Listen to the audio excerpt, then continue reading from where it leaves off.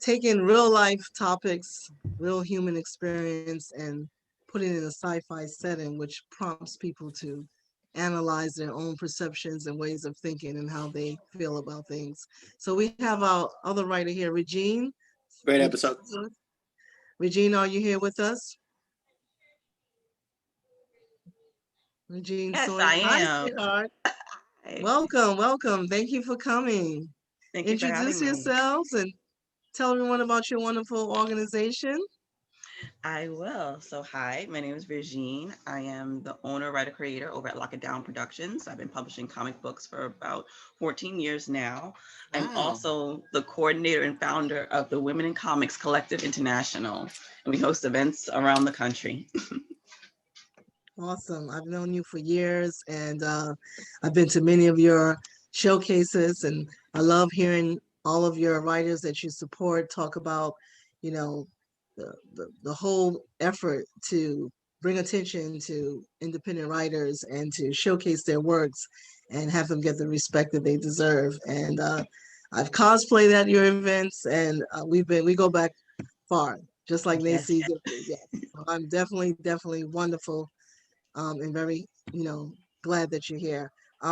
So as you can see, the episode dealt with the problem of racism and discrimination during the time of the character, which, is a real thing, as you know, back then, as with women, trying to get respect for women writers, people of color writers, has always been a problem and there wasn't a lot of respect given to women and people of color who try to step out the box and get their creation showcased and I know a lot has changed and everything like that, but I know I still hear writers, talk about the difficulties that they face still trying to get respect for independent African American writers and getting their works published. So I wanted you and Naseed to share with us your experiences. We'll start with you. When you started your organization, what were some of the perceptions that you received? What are some of the blocks that you all have, encountered while trying to get your organization exposed to everyone and get your writers' works put out there? Oh wow. It's like it's interesting because things have gotten in better in some ways, but there's still various roadblocks. But Mhm. definitely when I first started like getting out there as a comic book writer, people didn't believe that I wrote comics. Mm, When they saw me at a table, they thought that I was a model. They didn't realize that I was the one like creating wow. the books. And they would open them and say, wait, you wrote this? I was like, yeah, I did. And it would be men or women or kids or whoever. And they'd be a little bit shocked. So Mhm, that's what it was initially. As time went on and people got used to seeing not just me, mhm, but like other women, especially like Black women or women of color, mhm, like that were in and around, they started to realize like, oh, these folks are actually creating the product that's on the table. mhm, When it came to women in comics, it was interesting, and it's still interesting, is that a lot of folks don't realize how many women work in the comic book industry, mhm. whether it's as Wow. a writer, an editor, an artist. So even now, like as a collective is building, if we have a table, people will come up to us and be like, wait, this is an organization for women in the industry. Like, Wow. yeah, it's actually for everyone, but it started with women. But yes, and people will ask, like, still, even though in Mhm, present day, COVID-19 pandemic, mhm, people will ask and say, like, hey, like, women are in the industry. It's like, yeah, they are. We've always been in the industry.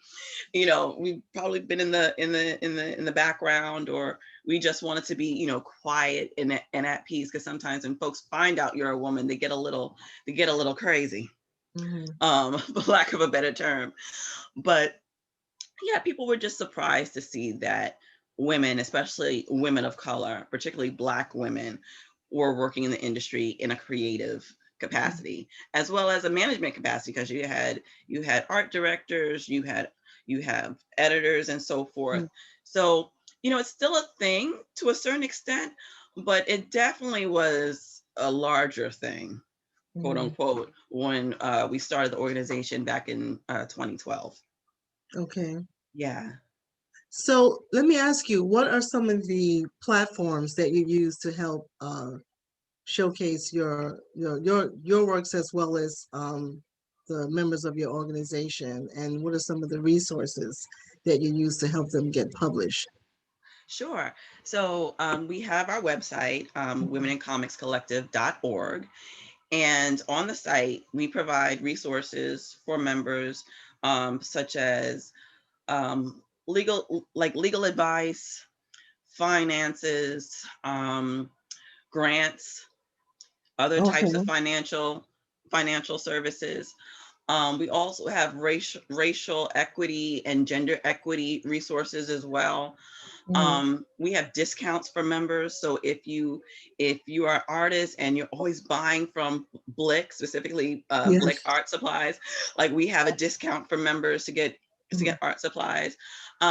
We try to get the things that our members need most. Mhm. We want them to have that access. I mean, and we always have, you know. Okay. Um, pre-COVID, we made sure that they were seen at shows. So we do panel discussions. That was a big thing. The main reason why I'd be applying for panel discussions all over the place was so that people would see these women and know that we're not an anomaly. Like, Mhm. we're here, we exist. For me in general, I have my website, www.lockitdown.com, and I promote my work there.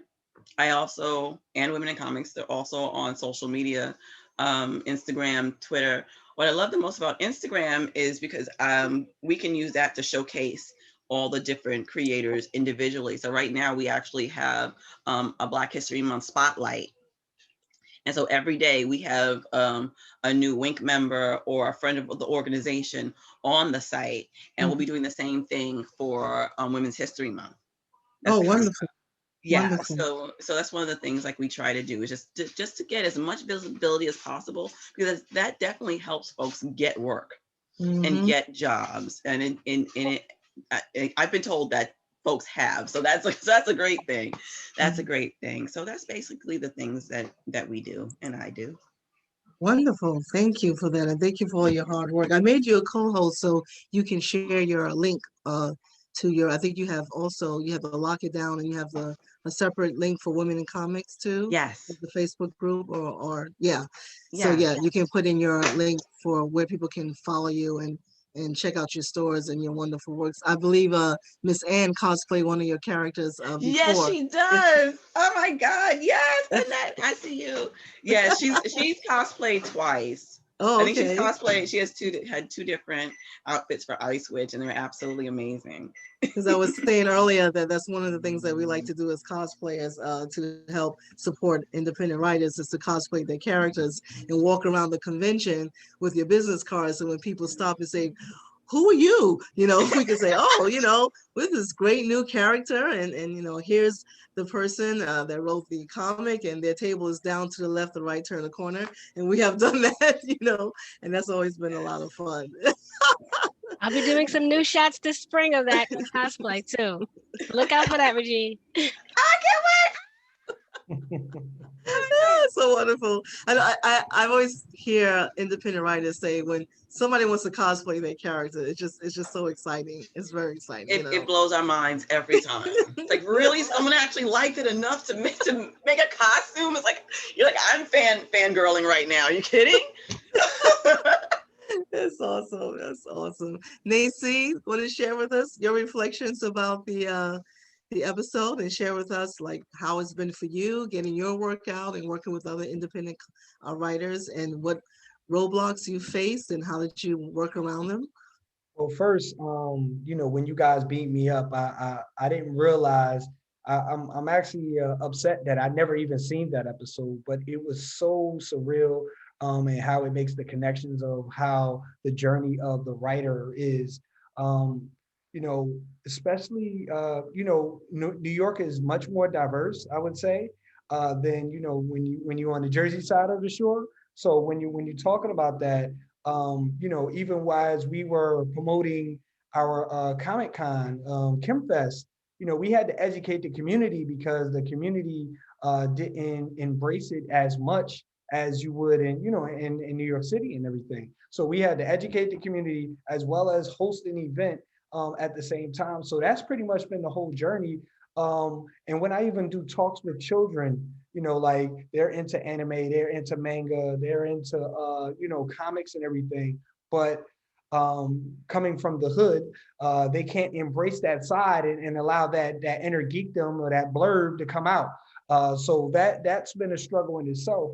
But you know, being able to combine and network with individuals who have similar interests has been, you know, of course, uh, one of the pluses with this whole thing. And for me, it's always been the journey outside of my local area into all of these other areas and everything. So that's how I hooked up with Regine, how I hooked up with you know, just kind of traveling the whole country, you know, and interacting with all of these individuals and understanding that there is a larger world of individuals who are interested in this, but also just being able to put a spotlight on it, and allowing other people to be able to see and embrace it as well.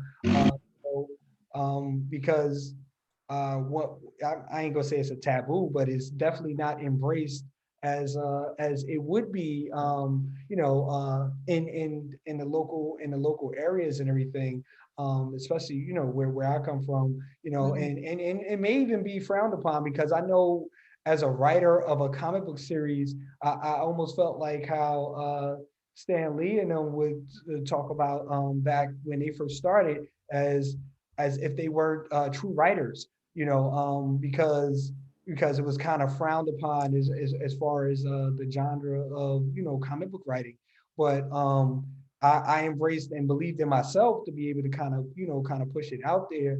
But I let everyone in our circles know, but I didn't let people in my local circle know like what I was doing. And actually was doing a disservice to the community by doing that initially when I first started doing all of this, because I didn't know how to explain it or embrace it or showcase it the way it was. And then once I got through the stage where I was able to, you know, just like, look, I'm just showcasing all the greatness that's going on around me, and then finding that all of these other individuals in the world are doing some great things.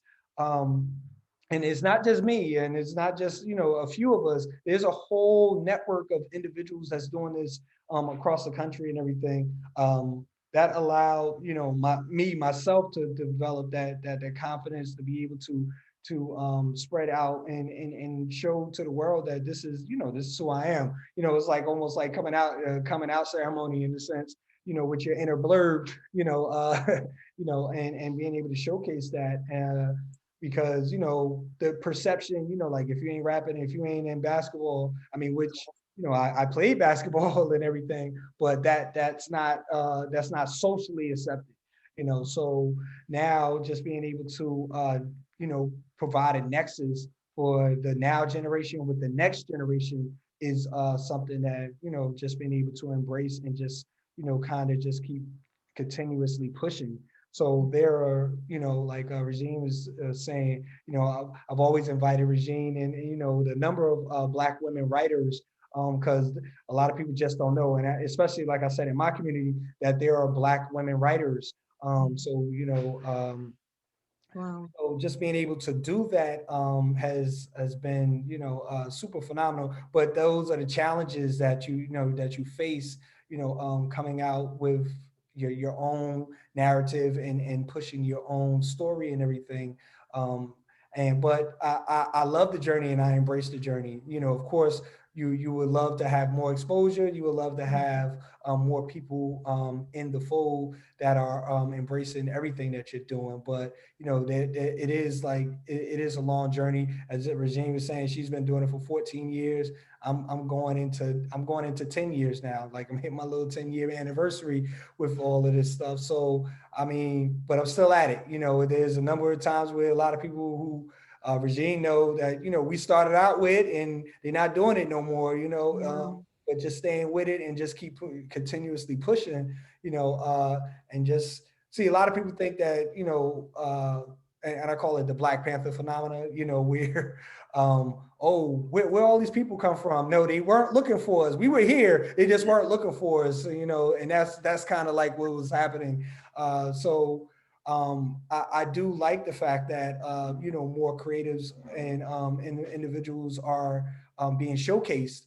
But there's a number of individuals who laid the pathway for myself and Regine to even get to this point, because there's a foundation that was there, and then be able to embrace that, because just like Ben in the episode, there were Black writers for comics, as well as speculative fiction and everything, that had to disguise themselves as white writers, because the industry was dominated by white males, as well as the comic book industry, is dominated by white males. So that is something. But now you have platforms that's not, like the gatekeepers have opened the floodgates to embrace more narratives. So just being able to, walk into that space is something that I'm ready to accept.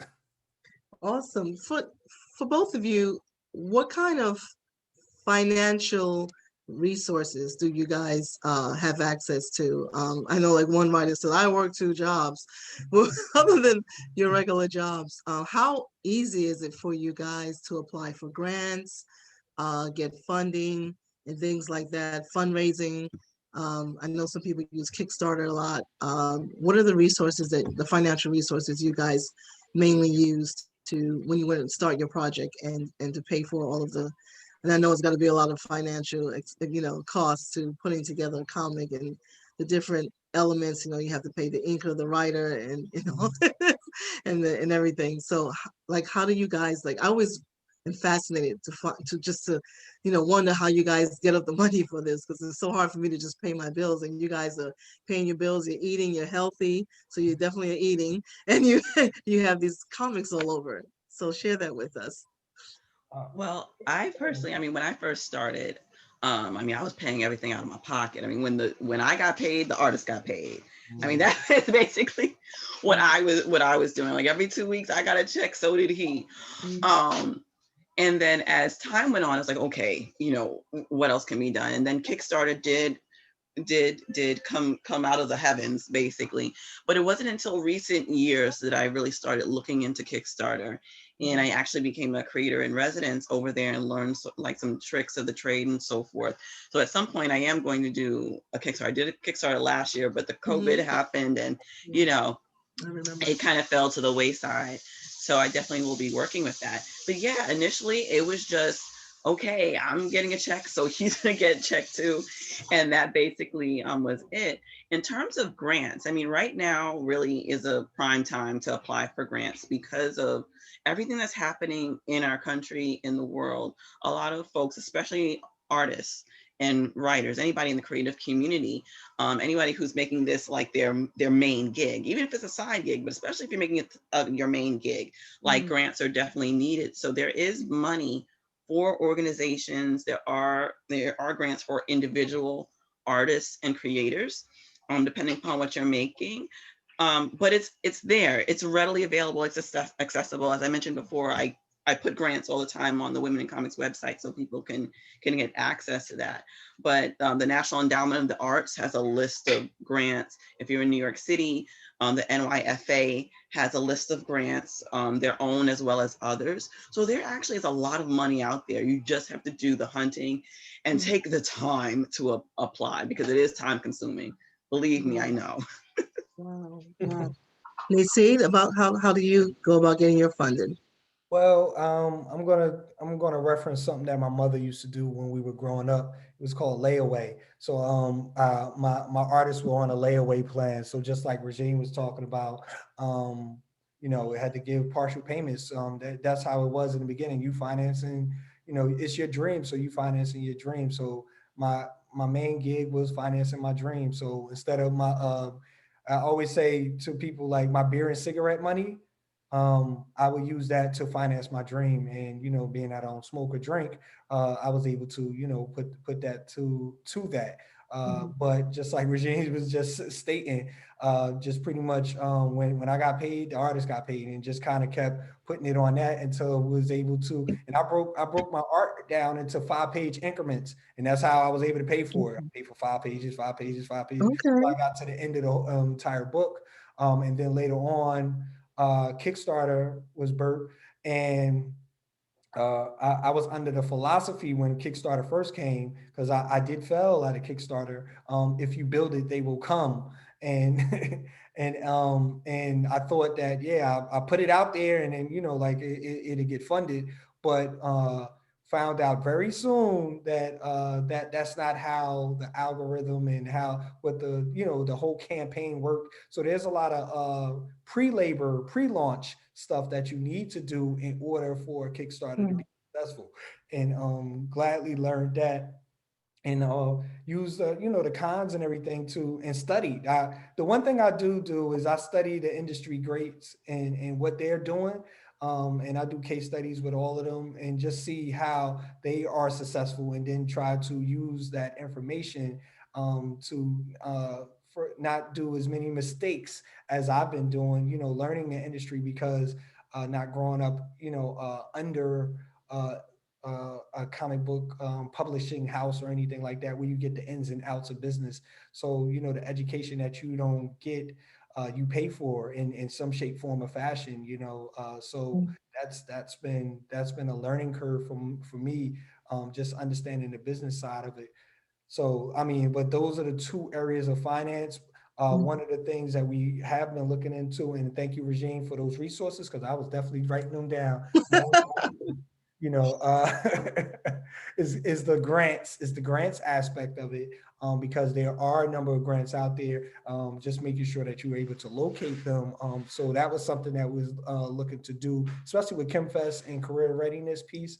With all of the work that I do with STEM, there is a number of STEM careers, because you're interested and passionate about sci-fi, comics, animation, and comic books and gaming. So just being able to use those platforms to inform the masses, and even with STEM. When we talk about the blacks and browns, we make up less than 5%. So there's a number of opportunities out there, and it's the largest growth market, with 14% growth over the next decade over any other industry. So just being able to insert ourselves in that, and a lot of that opportunities are being outsourced, overseas and everything. So just being able to insert ourselves into that, job market, or those opportunities, is something that looking to be able to be on the forefront of.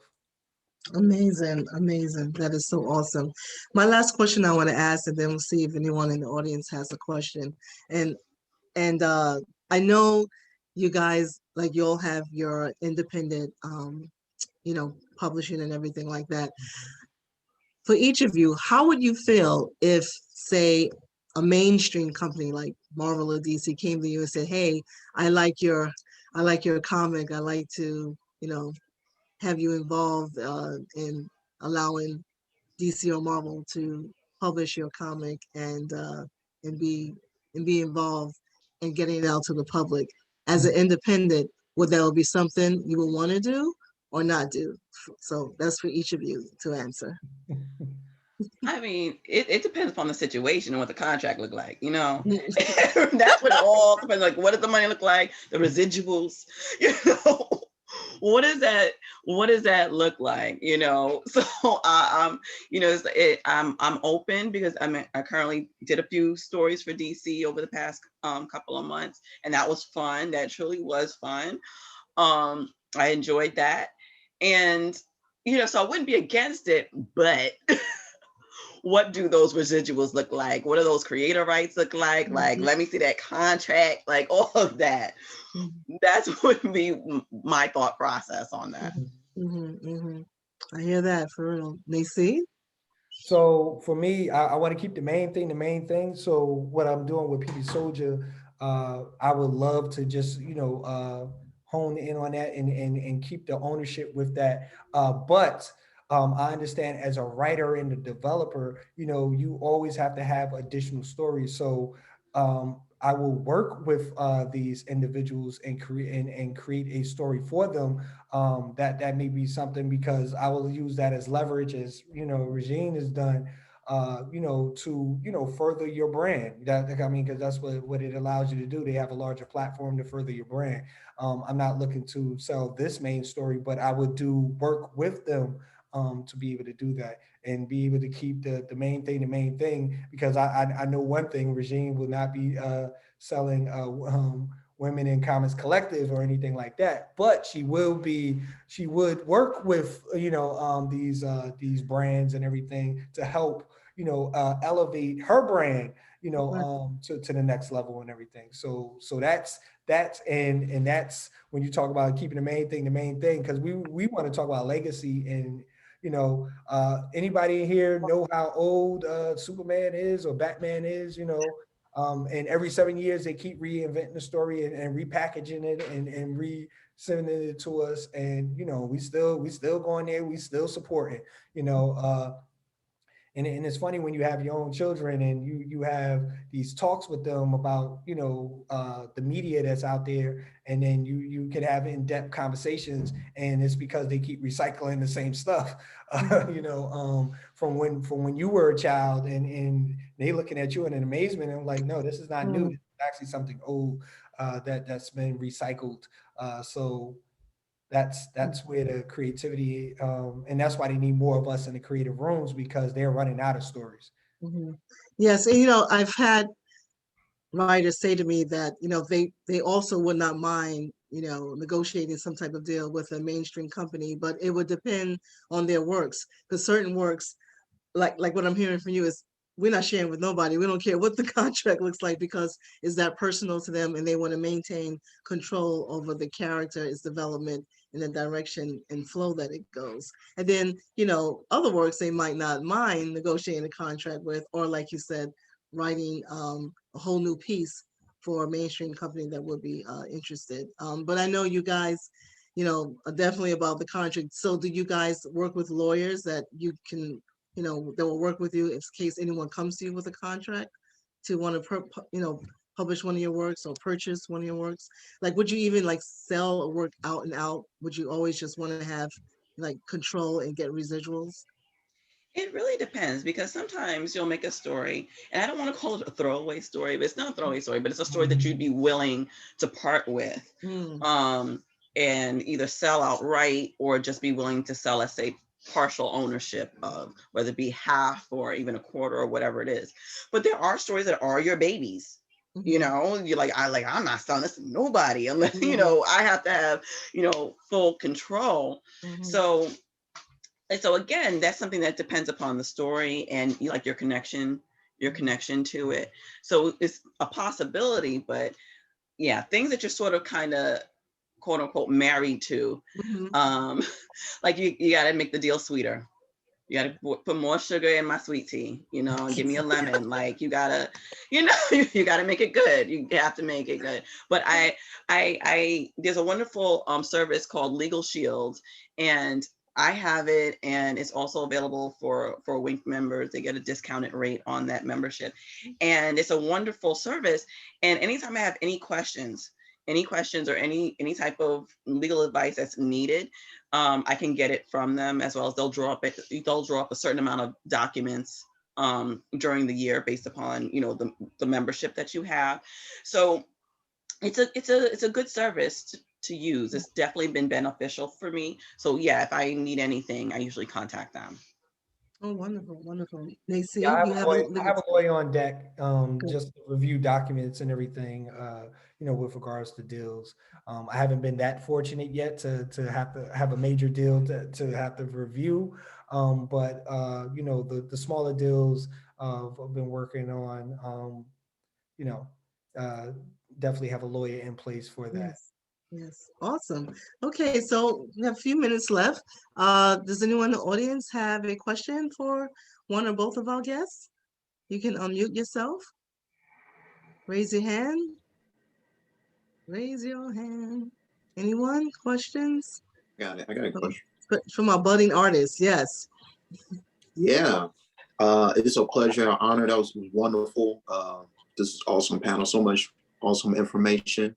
As an artist, what do you use to inspire creation in yourself? Is it something that you watch, a favorite movie, a particular book, something from your childhood, any type of go-to creative inspiration for either one of you? Mm. You want to go, Naseed? Oh, If you want to go first. I have a number of inspirations. I'm fortunate enough to work around a number of young people every day. So that would be my main source of inspiration. And then I have two children of my own.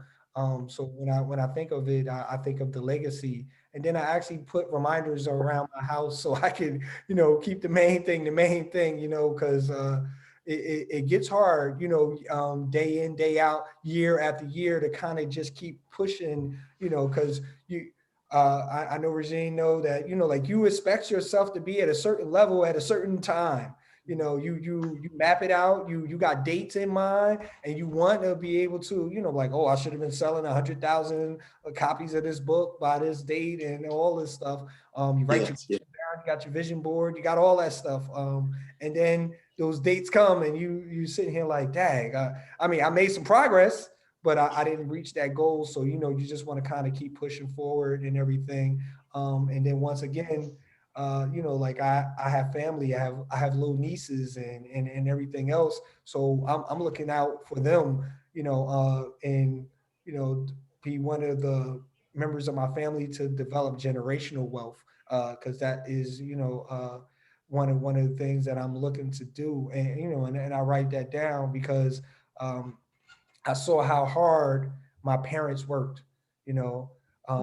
My father didn't, he died before he even got to retirement. And my mother, she got to retirement, but, uh, and that's pretty much it. And I watched that. Growing up and everything. And I want my kids to be able to have certain things, in life, and as well as the family, as well as impact the community. So those are my goals. And being that I haven't reached that yet, I got to keep pushing. I got to keep pushing. Regine? My biggest inspiration is music. Music. It always has been. Anytime I get any type of inspiration for a story, I'm usually listening to some type of soundtrack. And typically when I'm writing a story, whether it's if I'm writing my comic book series, or if I'm writing like even for other companies, when I'm putting the story together, I'll make a soundtrack for it. I may not be quite sure what the story is going to be, but I usually will plan to have some type of either title or some type of feeling.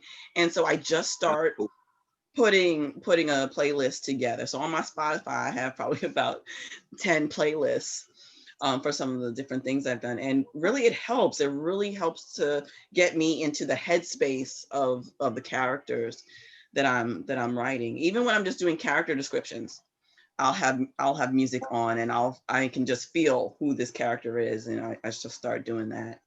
Is it a certain style of music? R&B, contemporary, It classical? depends. I mean, if you saw some of the playlists, you're like, what is this girl thinking? What is, but it's like, I'm eclectic. I love music. So it'll, like, for my book, The Rippers, it's a lot of like rock, like it's soft rock, it's alternative rock. It's grimy, it's gritty. If you go to Ice Witch, it's a lot of hip hop. It's a lot of hip hop. If you go I can feel to that in both of them. Yeah, I can Yeah, feel it. that's dope. it's like it's heavy metal and eclectic, like it's just, eating vampires. It's this mix of like electro pop and dance music. So it's just, yeah. And it'll be 80s, like 80s, 90s, 2000s, present day. So it's, each one is different based upon the type of story it is. Amazing. Anne, you had a question? Thank you. Anne, unmute yourself, Anne. Me going on and on muted. Okay, I have a couple of questions. Hit this phone. Future thoughts for both of you guys. What platforms, because Naseed mentioned generational wealth, do you see in the future, or that you might be working on now, that will really secure the generational wealth in their genre? So Regine or Naseed. I'll Nacy? leave that one first, and Said then I'll go to the next one. Naseed. Go ahead.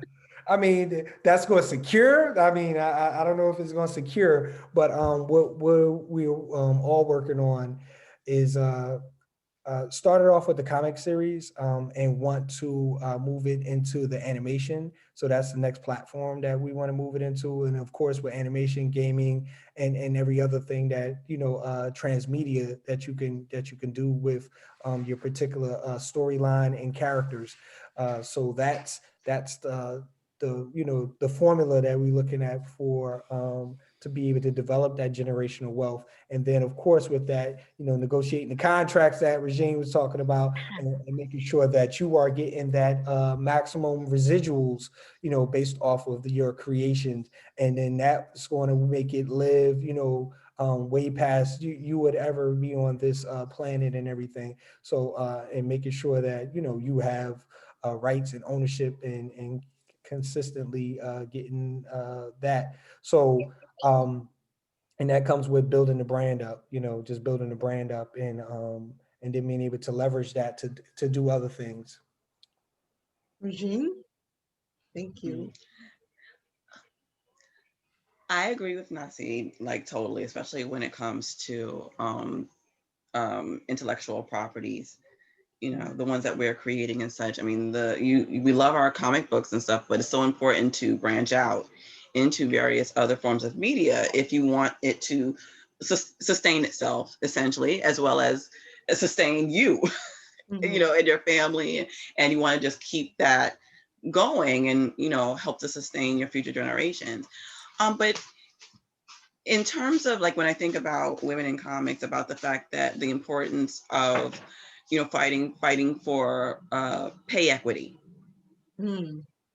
for women, especially for women of color, and, you know, fighting for benefits, you know, trying to bring that language and those practices into this industry is high key important. You know, as much as we all want to have an animation, we want to have a movie, that may not happen for all of us, but if we can get to a point where we can be completely and totally sustained and financially comfortable, and therefore our children financially comfortable, that's good as well. Like, if I really feel like if folks want to sit at their desk and draw and make good money, they should be able to do that.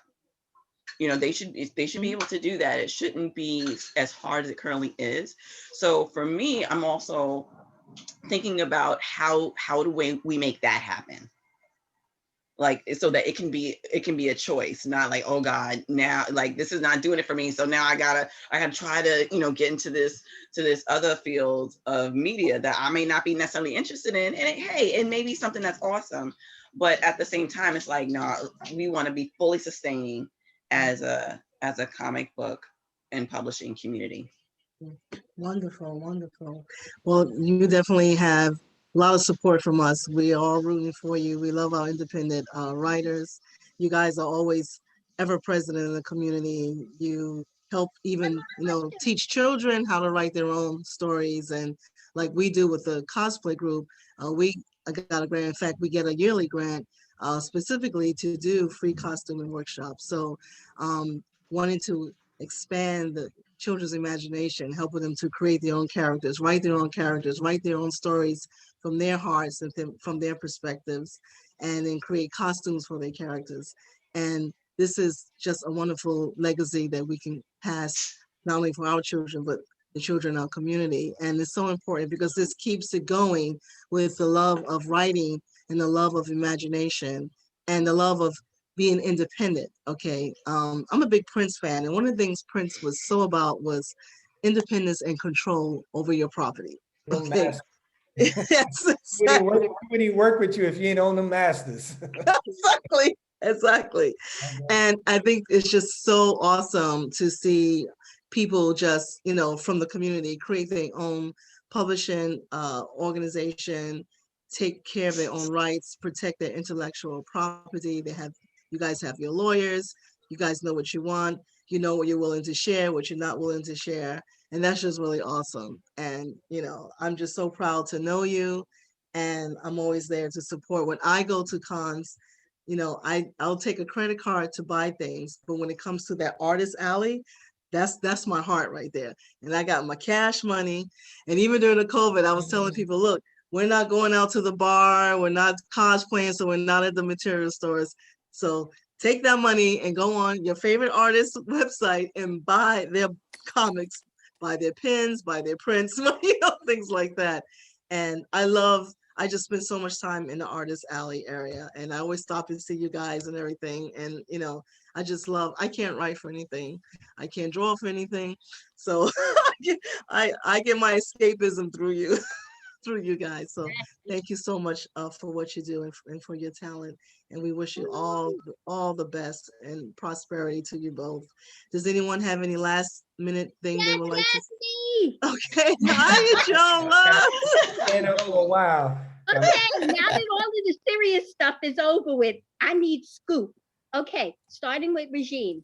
I want you to tell me a little bit about your Stitch You a Yarn program. Is that still happening? Oh, yes, Stitches and Yarn. Yes. And also, I want you to give me a little scoop on Evelyn and Rigel, anything coming up we should know about. And for Naseed, first of all, I don't know if I'm pronouncing it correctly. Is it Jason? Jason, yes. Jason. Okay. And I want Blue Steel should have their own damn comic book in the whole damn section, because I just love me some Destiny, Prodigy, Diz, and LT. Yeah. And I would like for you to tell me a little bit about your inspiration for Diallo. So for Regine, I just wanted some scoop on Evelyn and Rajel, and for Naseed, I just wanted to know what was the inspiration for Diallo. Okay. Sorry. It's okay. No, I'm glad, because I'm like, look, has anyone got their hands raised? That's awesome. Jola's a fan. Yeah, she got the names down like they're her family members. I get my tribbles. Well, I love it. Well, in terms of Stitches and Yarn, if you go to my EXCE, I have a lot of products up there. If you're interested in buying anything, I can put in the chat if you want. Yes, please. I haven't done tutorials. I was doing crochet tutorials during COVID, and they were on Instagram. I had them on Twitter, and such. And so that was a lot of fun. A lot of people felt like it was like ASMR, like even if they didn't crochet, like they just felt very soothed by watching me crochet. So I will be returning to that. And I also have like a stack of commissions that I have to finish, ironically, but no, like I have a fully stocked like Etsy page, and you can definitely check it out. In terms of Rigel and Evelyn, yes, you are going to be seeing them, Lord willing, pretty soon. I do have some things in the works for that. Yes, so it won't be just, and I'll tell you this, it won't be just one issue, it'll be a whole volume. Yes, it'll be a whole volume of the first story arc. Yes, it will. When we find.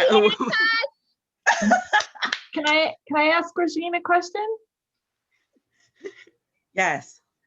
Reg, what do you crochet? I'm curious.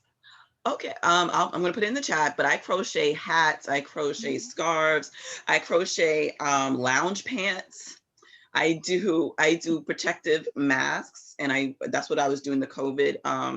Well, I would like to say like sort of like a COVID ASMR, like during the heaviest time of the pandemic, I was just teaching people how to make their own masks and how to make them as safe as possible. Wow. So what I do crochet other things. I said hats, lounge pants, scarves, masks. So that primarily is it. I'm probably missing something, but that's basically what I crochet. It's very good therapy. I just made my first granny square Afghan. And, congratulations! I just finished it like a year ago, and I'm totally in love with it. I love it so much that it's on my couch and I won't use it. I'm afraid to touch it. Oh But no, I'm I sure really, it's awesome. I'm really into it. I have definitely check out your stuff. Yeah, I'm posting it right now. Thanks so much for asking. Diallo. I got a quick question. So So let Naseed, there was something else, Ejola, that you wanted Oh, to I'm ask sorry. Naseed? About Diallo, I want to know Okay. what's the proof, anything coming up? What was the inspiration for him? yeah, Because he's so such a brilliant character. so Diallo was inspired by a lot of people don't know, but Amadou Diallo. So Oh, that is okay. the name. Ah, of the I character. That's where he comes from, and just kind to do a dedication to him, through the struggle that he's gone through. But he's also represents the first generation of Nat Cummings or PB Soldiers uh, descendants here in the States. So he's the first generation that was brought here to the States. So making that connection.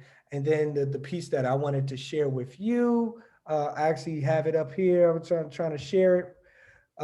That's Jason. Jason, the rose that grew from the concrete, is actually supposed to drop this month, but due to COVID, we are pushing it back. The story is done. We're just waiting for the timing for it to actually come out and everything. So that story is done. Just to answer your question with regards to Jason or Jason. Wow. Did you do the artwork for that too? No, I didn't do the artwork. I actually worked with an artist, but I wrote the entire story. With Wow. so. So Definitely. what's always fascinates me is how you guys develop things. So you have the writer, you have the person who draws Yeah. what you write, So you got the and artist, the the artist, artist, the the letterer, inker, the color, letterer. and sometimes it's a combination of they doing multiple of those jobs. So the inker, penciler, and the letterer sometimes is the same person. The colorist is somebody separate. All of those things. So and Amazing. I mean, and you make it. It's a marriage, so you make it all work. You make it all work. And especially at this level, you handle multiple jobs within the platform and everything. So that's pretty much it. It's all these buckets, and sometimes you got to put your name in every single bucket, and as you're looking to grow and expand. So that is something that you learn as an independent, and then develop partnerships and get people within the fold to be able to take it to the next level. Boris, you had a question?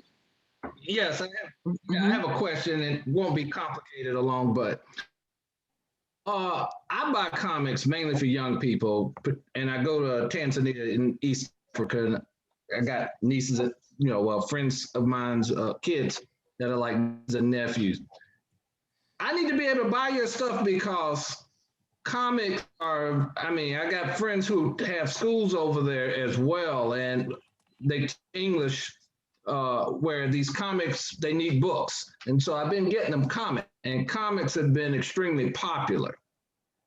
And Regine, you probably wouldn't be surprised, but for a lot of the girls, anytime I get a comic with the girl in it, Shuri out of Black Panther, one girl, that girl just like yanked my shoulder and said, "Look, I want to be an inventor like her.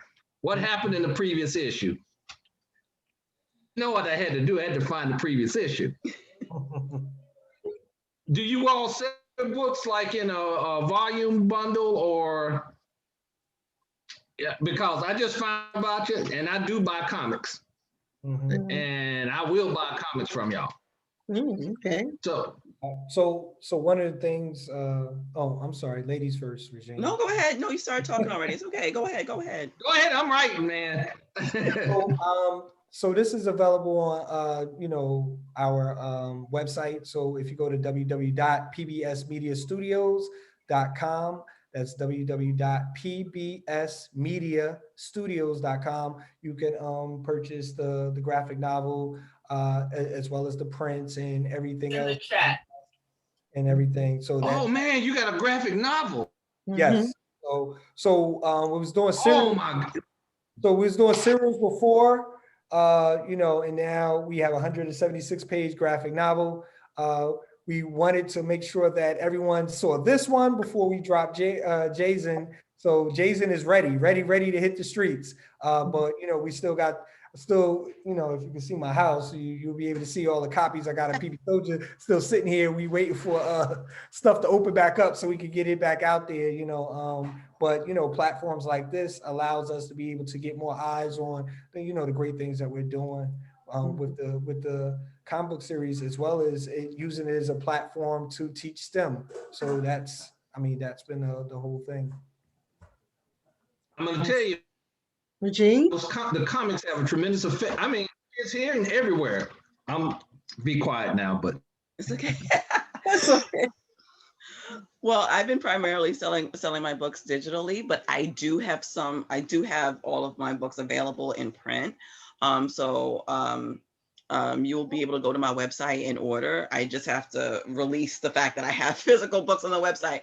I am working on volumes for my books. I had just mentioned about Eating Vampires, but I am will be doing most of my books in volumes from now on. So I'm really excited about that. But those books will probably be coming out like later in the year. But if you join the website, the Lock It Down website, and you sign up for the newsletter, you know, you'll get notifications about it. And of course you can check me out on social media. So you can bug me and say, hey, where's that volume you said you were gonna have? And that'll help inspire me to get it going. Awesome.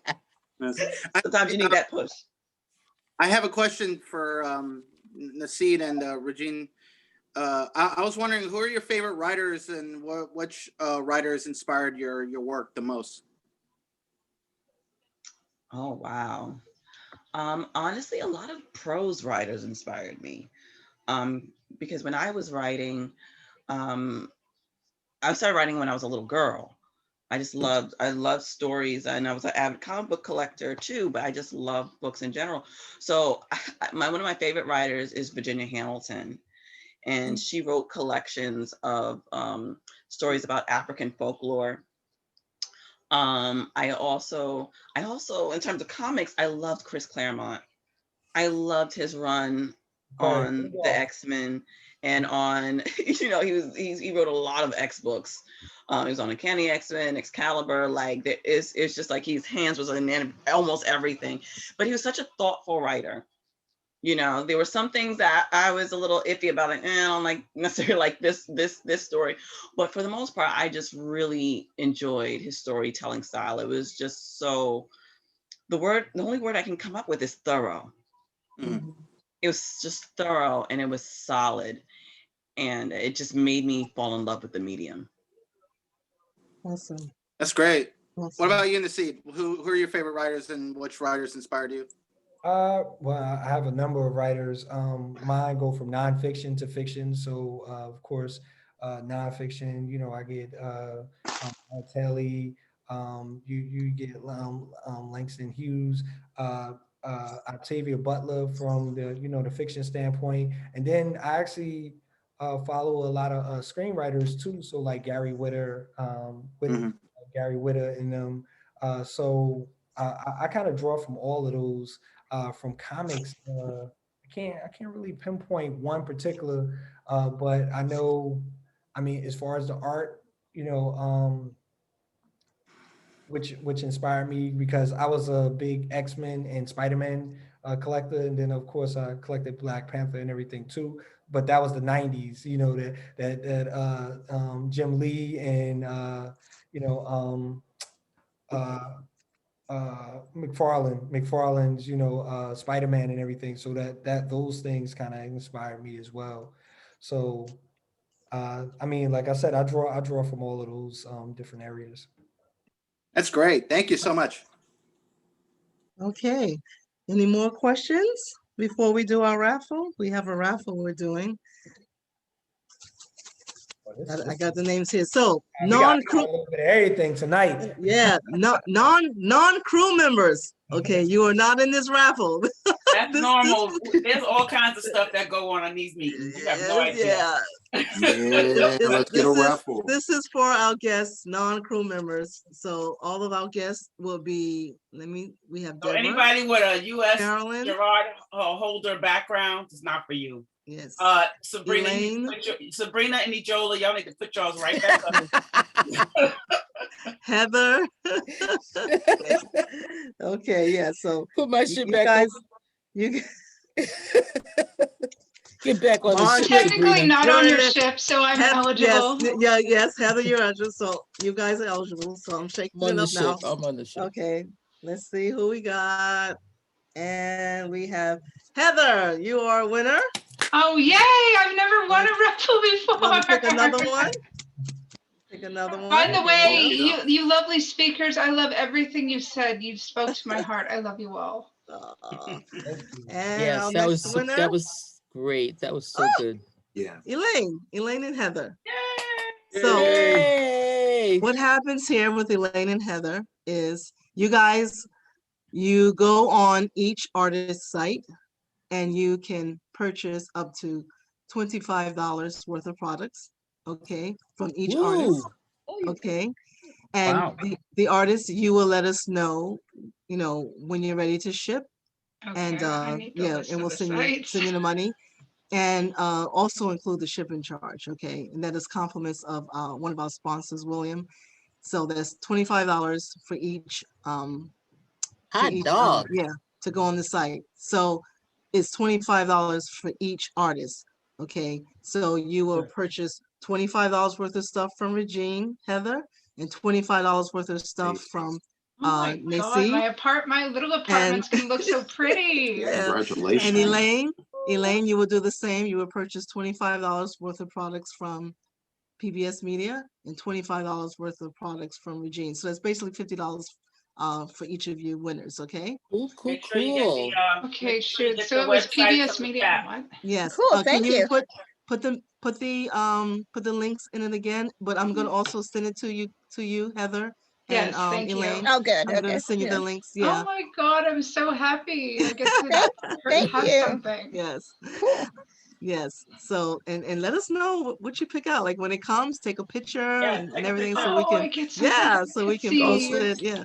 Yeah. And therefore we Please can let us post know it. what And you pick out. what you got? The graphic novel, Oh, print, I'm like a whatever. total Yeah. posting. I don't know what's a good word to say. I guess I post everything on Instagram, so you'll see it. Okay, good, wonderful. Okay, well, thank you guys. Our special guests, Naseed Gifted, thank you. Regine Sawyer, Thank you thank so much. you. Thank you. It Thank you was for such having a me. blessing to have you here.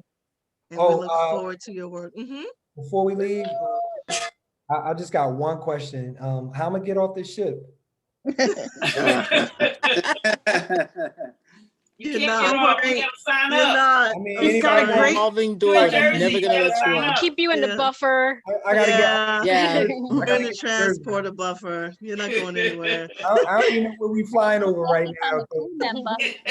Climbing over New York City. Are we hovering? Are we hovering? Oh, I didn't know. We're in orbit. Never been to Yeah, this we're on orbit. Yeah, there you go.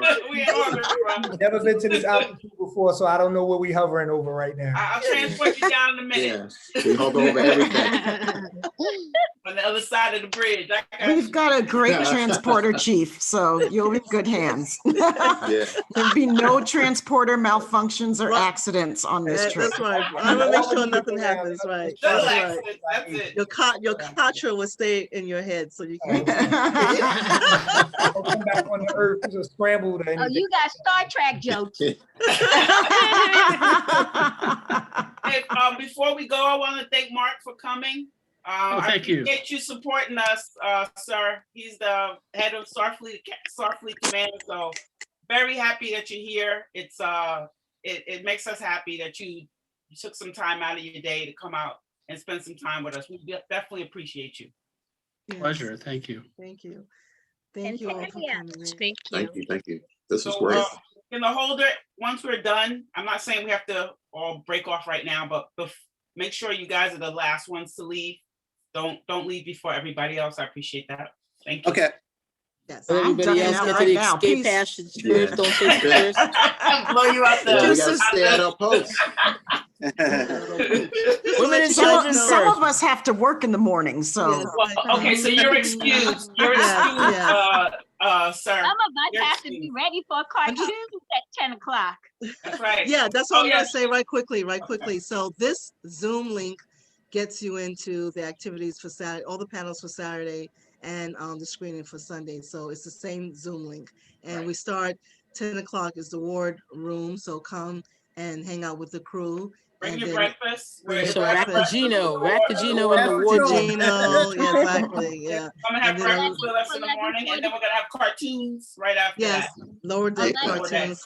And then Live yes. long and prosper. And so just quickly, the panels start at 12. So we're gonna at 12, we're gonna have our salute to the Black actresses that's been in Star Trek from the original series to Discovery. And that'll be hosted by myself and Ann and a couple others. Then right after that, we have the salute to Black men actors that's been in the various Star Trek series. And we have great panelists. We have Jarvis Sheffield from Black Science Fiction Society. We have John Goodlow, one of our budding actors. And we have Curtis John from Luminal Theater and Vince Holder from England. So we got a little English flavor. And the brothers will be hosting that panel and we'll be talking about the power of positive Black male imagery. And after that, we have our salute to the current Black astronauts. And Anne has a wonderful little presentation she put together. And we also will have a salute, because Star Trek follows a Navy Marine kind of structure. We're going to have a salute to current Black Marine and Navy trailblazers. Then after that, we have our science in the real world panel. So we're going to have two wonderful women who work all the time with scientists and engineers the world over to help improve the lives of impoverished people from Haiti to Africa. Awesome panel. You're going to be really amazed at the work that they're doing. After that, we will have our STEM panel, which will be hosted by Anne, and we're going to talk about getting more Black and brown children involved in STEM. After that, we will have our Sci-Fi Sisters will do the panel on Captain Burnham. And then we have our Terraformer panel. We're going to pay salute to our writers and drawers and artists, Justin and JR. They will be part of they will be the main guests for the Artist Alley panel. And that's going to be moderated by Homer. And then after that, we have our charity panel. That will be the last panel. We're going to talk about some of the charity that the holder is doing. And I invited another guest. Hopefully she'll be able to make it to talk about her charity. And then we have the party on Twitch. DJ Nikki will be spinning on the ones and twos. And all that information is posted on the main Facebook page. And then Sunday is a screening for post-Valentine's. Justin will be reciting spoken word poetry, followed by 4 really awesome episodes dealing with love and the black love in the nebula. So, yeah. You need Billy D. Williams to just kick that off. Yeah, that will be sexy. That will be sexy. Yeah. That would be awesome. So yeah, I hope to see you guys throughout the weekend. And if not, thank you for coming and enjoy the rest of your weekend. Thank you. Good evening. See you guys. Happy Friday. Thank you. Thank you guys. All for an amazing panel. Thank you guys. Coming. Awesome. I'll figure out my background. Great. So lame. I'm so lame. Hey, No just so worries. you know, our last minute announcement, Gaze in Space is having a watch party tomorrow, also with Barbie on the Stars as the episode that is being watched. Yeah. Oh, wow. It's been watched so many times this month. It's You know great. what? It deserves to be. It does not get enough praise. You can talk about it from different over and angles. Yeah. over. It is the thing to watch. It Thank is you the guys for thing to coming. watch. It deserves all the praise. In It the really world does. and more. It really does. Episode is the GOAT. It is the greatest of We all want time. Avery. Yeah, we want Avery. What'd you say, Boris? Say anything. Oh, okay. Oh, it sounded like you did. No, that was me. No, I I'm said, like shaking my head. that was going along with Brian. what you're saying. Oh, I you. said Taylor's the GOAT. Okay. You know what? If you really love Far Beyond the Stars, you want to check out on Trek Geeks. They have a guest podcaster Black Tribbles, and they did a great podcast on Far Beyond the Stars with a man who had never seen any Star Trek before. Right. And this was Oh, his wow. the Not first not episode. Black Tribbles. Who was it? Black Alert? Okay. Black Alert, right? No, Black Black Alert. Alert. No, it wasn't Black Alert either. Hold on. Oh. I'll tell you. If But Black you know what? Alert, That's was supposed to be this late. Both good The names. episode can be, you know, my we can MC discuss a name. lot of different Hit topics from Black. that one Yeah, episode. it was a deep episode. Trek Geeks. It was really good, and it was really interesting to hear someone who had never seen any Star Trek see this as his first episode. That's like Naseed. That's Naseed. definitely a standalone episode. Yeah. Yeah, Yeah, you don't even have You to don't follow even need to Star Trek. watch. You don't Yeah. need You to don't watch- even you yeah. don't know know anything this. about Star Trek to watch that. Right, I that's mean, what he said. He got Cisco like in the first, couple of First. minutes what he was all about. I was like, wow. I was Yeah. amazed that Naveen, his name Naveen, he's never seen that episode. I was Naseed, surprised. no, he's never seen it. Yeah. That. Wow, never seen that Yeah. episode. Wow. It's crazy. Yeah, he said he I'm was not looking forward to surprised. seeing it. Yeah. I don't I'm know not why I surprised. thought There's a there lot was of people another that have- part to that for some reason. Maybe it's in I another just felt it was just a perfect episode for a writer's Yeah, panel. it's another Oh, part of that. definitely. Yeah. Definitely. Yeah. I wish, I wish we could have a episode watch of it and then talk about the episode again too, because Yeah. like it just leaves you like, oh, chomping at the bit to talk about and process what we just saw. And it's like every time I watch it, I see something new and I learn Yes. something Yes. every single time. You know, I Yes. have a new appreciation for something that I didn't before, it's just Yeah, yeah. amazing. And it was So- actually used for a women's writer panel. My friend in Colorado, she's also a big Star Trek fan. She used the same episode for a women's writer panel. Wow. So Cool. it's like this episode you can like pull so many different Yes. topics from it. And And There's a lot that's why going it's on the there. perfect episode. It's just the perfect episode to cover a Oh. lot of discussion about a lot of different topics. But- Mhm. The Yeah. two What I was- guys, they were from Good. the Arrowverse. Their podcast is called okay. Oh, that was one of the was that one yeah, of the guys from podcasts? the yeah, Yeah. they do Arrow. It's That's like, their what is it podcast. called? We'll always have Arrow. Or Always have Arrows, Arrow. or Yeah, something like that. Lance Laster and Cavante Cholas or something. So they always talk about Cavante the Chillis. CW. Yeah. Cool. Yeah. So they came all the way to and from another verse. Wow. Crossover. Arrow. The crossover. I'm gonna go over and listen to their podcast about Arrow because they would, they Yeah, got now they like, I made was me like, want to okay. listen. Now they made me want to listen to it and care about Arrow. Yeah, I was like, Yeah, okay, me let me too. check I out wanna Arrow. listen. You What was Feel- the name of the podcast? I can find it. I think it's something like we'll will always, have, Arrow or something. Always have Arrow. something like that. Oh, but what was the podcast that talked about Deep Space Nine with somebody that never even seen Star Trek? Oh, it was Oh, called that's a- Far Beyond the Stars, Trek Geeks number 251. Thank you. Trek Geeks number. Yeah, that was It was really two good. after the Sci-Fi Sister Trek Geek. Oh, they were number So two. so you guys prefer graphic novels you over too. like comics? I do. I do. I like prefer both. graphic novels in print. So I Okay. like to have a graphic novel. I like to have it. I want the Yeah, book. you like the tactile. Right. But when it comes to single issues, I'm okay with doing it digitally. Digitally. It doesn't Oh, bother okay. me. Okay. But when they put them all together, or if there's a graphic novel, if you can see all my graphic novels, I keep looking because I have way too many. So I like the fact that I have all of those single issues right here. So I don't miss the story. When you have a single issue, half the time, if you don't get there in time, you miss the issue. So there's so many times where I have a story and I have things missing, especially Oh. number one. The first one is always missing. So when you get the graphic novel, you get the complete storyline. So but Got it. I don't know, it's something about the way the book is. It's a paperback, but I don't know. I just kind of enjoy that, because I enjoy the art of the cover. I bought a lot of comics because the cover was great. The story could have been Yep. but the cover was just incredible.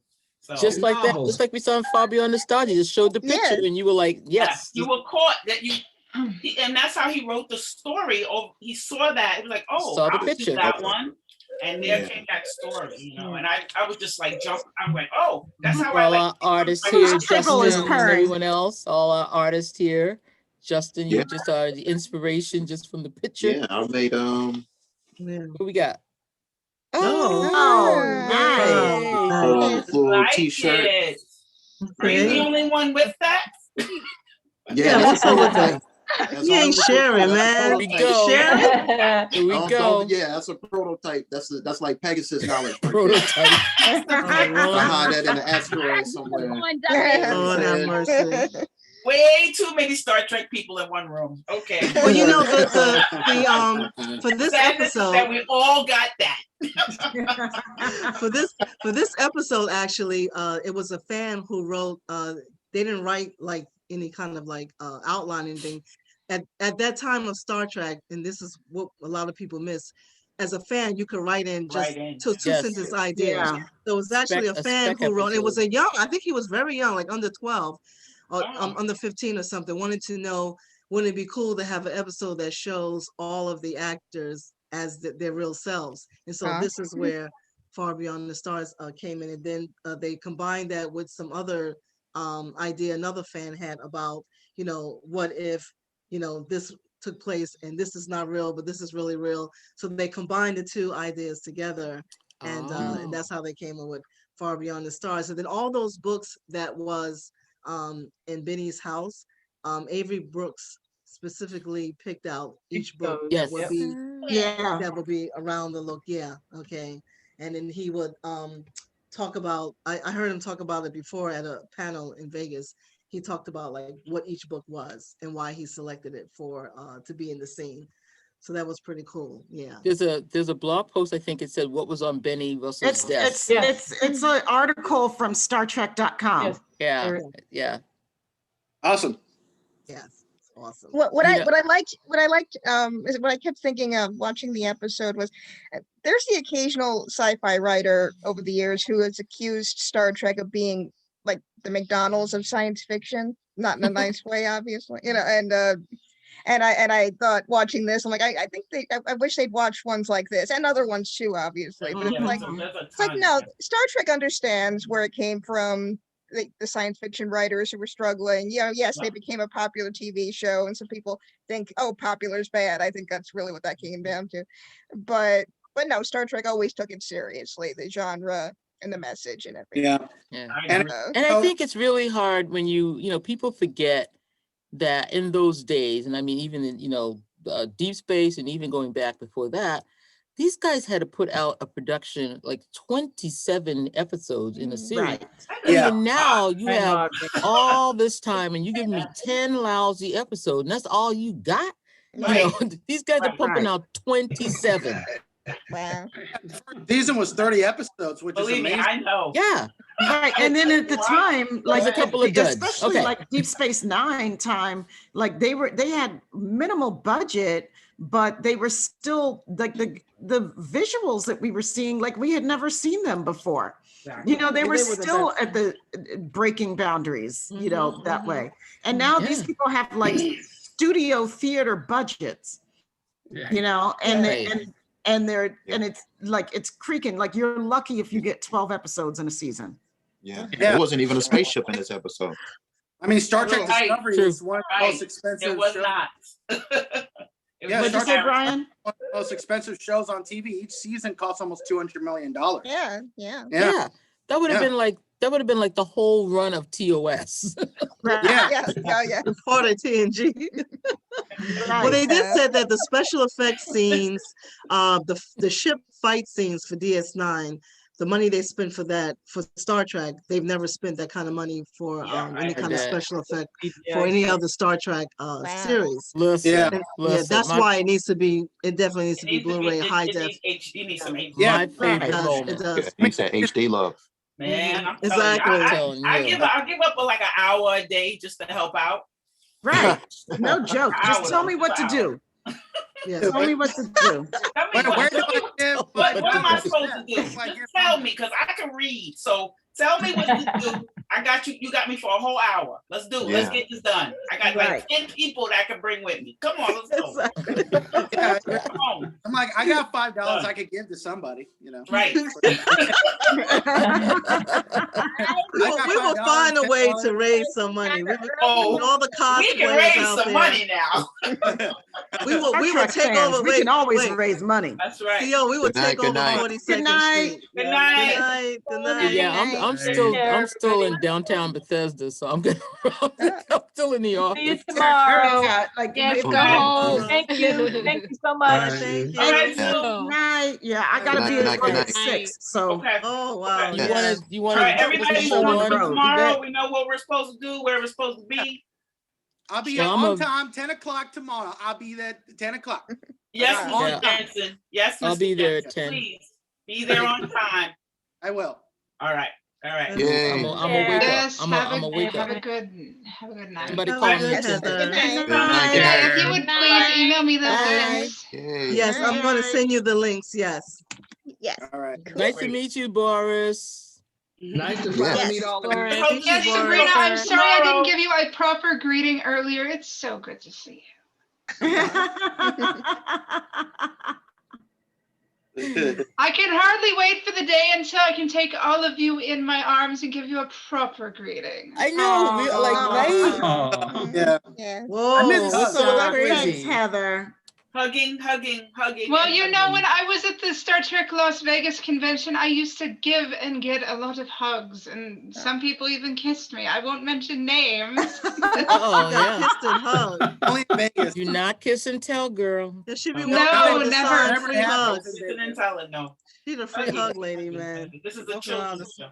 Well, everybody wanted a Never hug, and happened. everybody wanted to hug the Tribble lady, and so, you know. You did get a lot of love. okay, I think I can see hugged you too. I think I hugged you too, Heather. I think Maybe hugged- I I met think I 6,000 hugged you plus too. people. Like I can't retain Yeah. 6,000 plus people is a lot of hugs. Yeah, I know. I think I hugged you too. I ain't gonna lie. You know. That's good you hugged me. No. I'm glad. This Vegas thing sounds like it's on. I'm ready to go. Hey, I work up to like 15 hours a day, so I don't even remember. We're gonna be doing a lot of hugs if this Vegas convention goes I forward. know. There's We're gonna gonna be a so lot of glad hugs to going see on. everybody. It's I'm ridiculous. telling you, oh my God. It's gonna be Can you all these imagine if people- that's the first of everything, that is the only one that happens and it's the first one that happens? Can you my imagine God. the people, the way they're gonna act like You're gonna be like crying. I know, right? running through the halls? What's going on? It's gonna be People are just losing stupid. their It's minds. gonna I be can't wait. stupid. It's I gonna have be gone great. on a lot of the other convention sites that seem like they're going to be live, but they all have that little statement. We have to take in consideration the health of our attendees and guests. So Right. for right Yeah. now, we're aiming this way, but we will keep you posted. We'll have to let you know. I'm like, oh, I don't want to see that. Well, we got our rooms already, so that's the first step. That's why we got our rooms already. Look, we're going to Vegas for something. We got to walk in without the shoes. We all I'm still going. gonna have my We have outfit. air beds, hammocks. People got You're think just, you'll go to if you're just Vancouver? there for the all-you-can-eat brunch, you're going, huh? Wings and daiquiri. That's Sunday Oh morning. my God. Tell you. Darlena, do you think you'll go to The the Vancouver Liberace Con? Karma Museum. there. The chicken Darlene wings and and Liberace Will daiquiri. and their Museum. daiquiris every night. Yes. Me and Will. All right, do you need us on here, Yvette, for? No, you guys are good. I'll see you guys tomorrow. And Okay. also, Okay. Darlena, do you think you'll go to the Vancouver sci-fi thing in July? I have if it one happens? question. Yvette, I have Yeah. one question I need to ask Yvette, Sabrina, and Tamia right quick, if you guys don't mind. Uh-huh. So, yeah, I want to say good night to everyone because I need to ask Good these night, good ladies a night. question. Okay. Good Good night. night. Right. See you I gotta guys go on too. Good night. good night, sweetheart. everybody. Thanks for having See you me. tomorrow. Thanks for Bye. coming, Mark. We Bye. appreciate you. Congratulations, winners. Yeah, Thank you. Good night. Thank you. Bye. And I'm gonna I'm send you guys jealous. the links. I'm And so then there were freaking six- jealous. Okay. Take Thank care, you, Brian. Darlena, Yeah, for taking no control of problem. that situation because that would have gone on all night. And I was like, okay, I'm not going to say this one more time and be nasty. I But was it's trying. glad to see you come and glad to see you Yeah. go. Yeah, yeah. Oh, we're still recording. Yeah, We're still Yeah. recording. Oh, yeah, let me get, can you stop the Hold on. recording? Yeah, yeah, we're good. I To me, stopped it. glad to see you go. Glad to see you come and glad to see you